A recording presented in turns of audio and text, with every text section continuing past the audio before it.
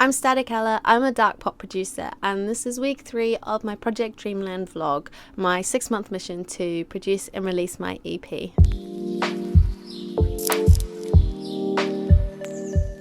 This week I've been on a slight detour from the EP because I've got some other deadlines creeping up, and one of which is getting some more songs ready for my live sets. So instead I'm going to break down the process of me taking a produced song from Ableton and putting it into my live performance. So at the end of August I have a gig, and when I booked it he asked if I could play 45 minutes and I said absolutely. So now I've got to produce 2 new songs so that I can perform for 45 minutes. This was in February, so I've been really obviously proactive about getting this done in time. The problem for me is that because I am an electronic producer, every time I perform I need a full production, a full arrangement. It felt like so much faster in the old days when I was acoustic and I could write a song in a day and perform it that night. But now it takes quite a long time for me to produce a full song, especially because I'm not the most proficient producer in the world, so it's quite a slow process for me. So I've got this song I've been working on for a while, and I'm going to show you how I will send that into my live set. Performing with Ableton, I have one big show file that has all of my songs in it, so I can perform them without having to stop and open another file. So I've got my finished song here, and now I need to export it out as buses so I can drop it into my other project and arrange it for a performance. But first I wanted to show you this song. I wanted to mess around with using some field recordings and sort of organic sounds that I've made rather than just using samples off the internet. And then it turned into the song and I really like it, so I'm going to put it in my live set. The first sound I've got, in this instance it's functioning like a shaker, or just like filling that top sort of frequency area, but this actual sound is the sound of a cicada, or many cicadas. They're this giant ugly grasshopper that live in New Zealand, and during their breeding season they're all out in the bush making lots of noise, and sometimes it's so loud that I would wear earplugs when I go hiking. I made this little drum rack, I dropped the sample in, chopped it up, and this is what it sounds like. Then I've got my snare, which is basically some footsteps that I recorded when I was in Crete. Went for a walk with some German people. I recorded footsteps on the stones with my phone, and then I've chopped up the sounds and arranged them into a little snare pattern that sounds like this. I've included a little tambourine I recorded at home, and also some hi-hats that I recorded myself. I'm not a drummer, so I definitely didn't play these in time, and I had to chop them all up and line them up so that they'd be in time. The whole point of the song was it's not going to be perfect, but it's part of that process of trying new things. And then I've got this sample here, which is just a little fill, and this is the sound of some goats in Crete that just chopped up a section of their bells as they came running past me on the road one day, and they sound like... I just put some giant delays on it.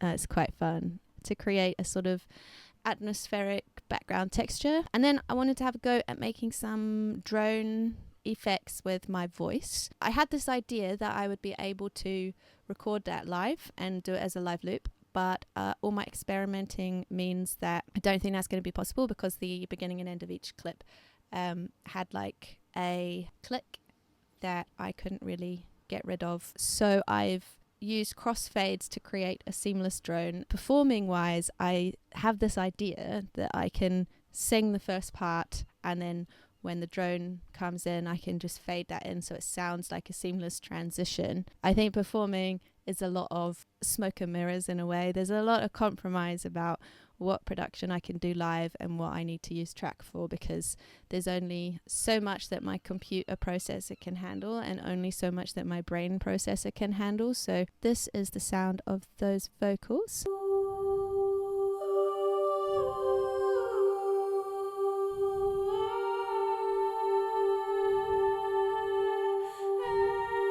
And then I can fade in now for this drop. where the sidechain kicks in and turns it into part of the synth pad. Then I've got all my synths. I started with a pad that I made myself from scratch. I heard this like detuned pad in a song and I was like, oh, I want to make something like that. So that might be the first time that I've made a synth from scratch myself. Yay. Piano samples that I recorded off my Korg with a little delay on it to make some cute top line sounds.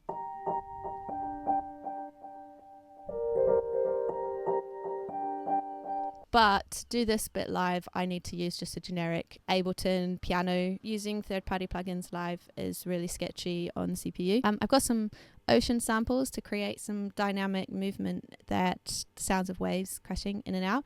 I've sidechained them with the rest of my synths to help them glue all together like this.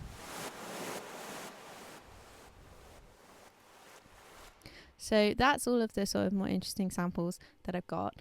The next part of the process is to decide what parts of the song I can play live, which parts I'm going to need track. I'll export the synth pad as a track because it's got loads of automation in it that I can't do live. The key sounds I'm going to play, then all of the drums and the backing vocals, I'm going to put them as two separate buses. So what I do is I'll just solo the ones that I want to include in the bus, export, and then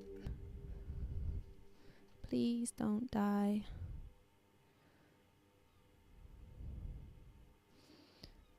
I crashed Ableton again.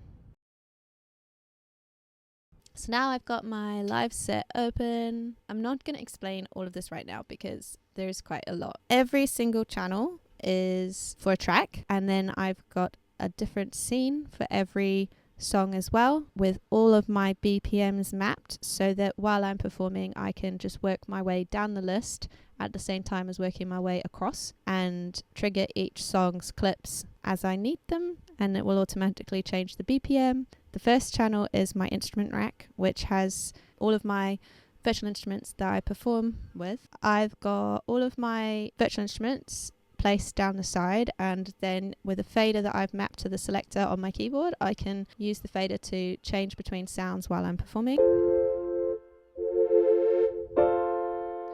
Then I've got my vocal channels, which is my lead vocal, the vocoder channel, and then the MIDI controller that I use to trigger the harmonies inside the vocoder. Then I've got my first song, Black and White. Then there's On My Mind, Borderline, and here is We Can Run.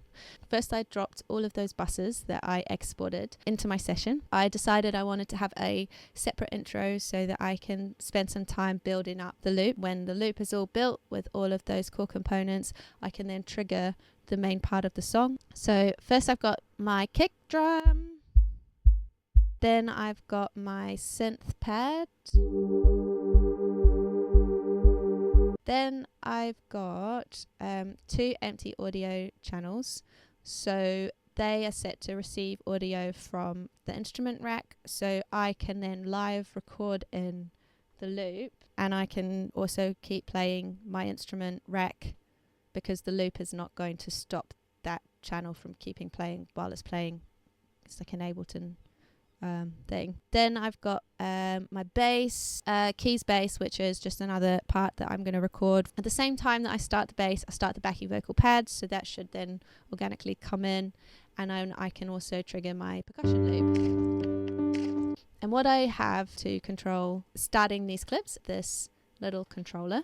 I'm just going to turn on my vocal channel so I can record the vocal part as well, but it's going to sound like funny now when I talk. First, I will cue the first scene here because this will make sure that I trigger the right BPM. The song before it is 85 BPM, this one's 120 BPM. So first I want to press that so that the metronome changes in my ears and anything that's on MIDI is going to come out at the right time as well. First start with my kick, then the pads.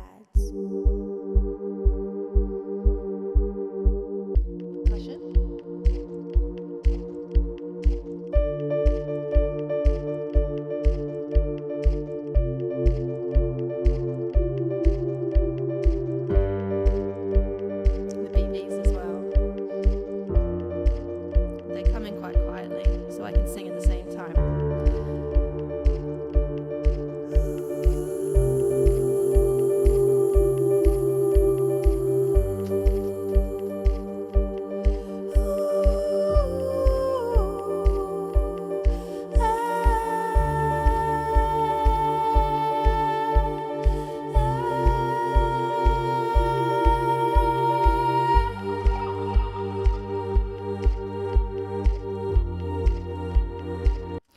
that is how I'm able to start the song. I need to plug in my chargers. So that is now how I can do the intro, and then I can jump into the full song.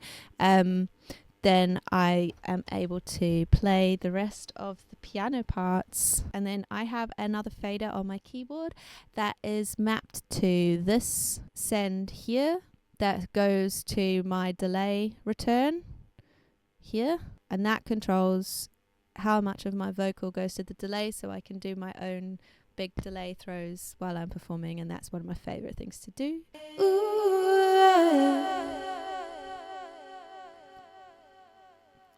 I'm very reluctant to add in too many more movements that I need to do inside the song, because once I've built the intro and then I trigger the main track, then I can focus on the vocal performance and really sing my best singing. If I'm trying to play too many parts, then I'm not going to be able to do that very well. So I've still got to put another track inside this project and just rehearse it as much as I can and iron out any little kinks with the MIDI mapping. This music is designed to be performed on a club system, so mixing it on my tiny little, it's not really going to give me a lot of confidence that I'm going to go into a club and it's going to sound good.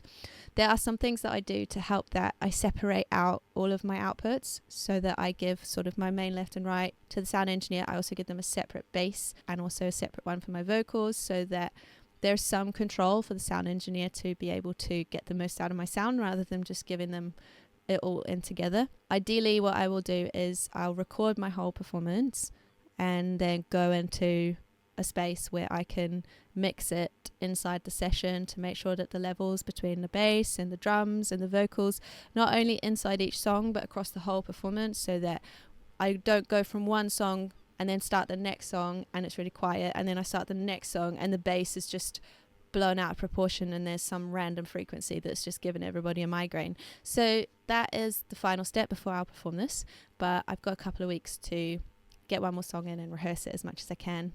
So there we go. And if you want to see it, you can't, because it's going to be at Shambhala Festival.